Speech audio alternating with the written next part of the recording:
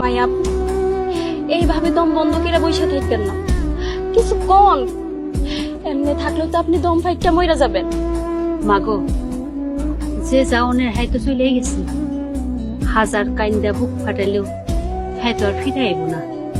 সকাল থেকে এক গ্লাস পানিও খান নাই, এক গ্লাস শরবত নিয়ে আসি, গলাটা ভিজান মায়াবু।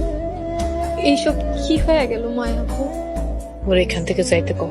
মিলি, তুই এখন এখান থেকে যা, মায়াপুর একটু স্থির হইতে দে। কিন্তু আমি কি করলাম? ওর জীবনটা তো একবারে শেষ হয়ে গেছে, তোমার এখন আর সহ্য হইতেছে, তুমি এখন বাইতে যাও।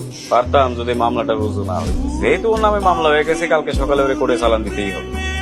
ওসি সাহেব আমারে না জিজ্ঞাসা মামলা নিয়ে নিল। কিয়ের জোড়া কিয়ের স্কুলের টাকা ভাগাভাগি করতে গিয়ে ওরা নিজেরা মরছে। বাচ্চা থাকলে তো অগনামেই মামলা।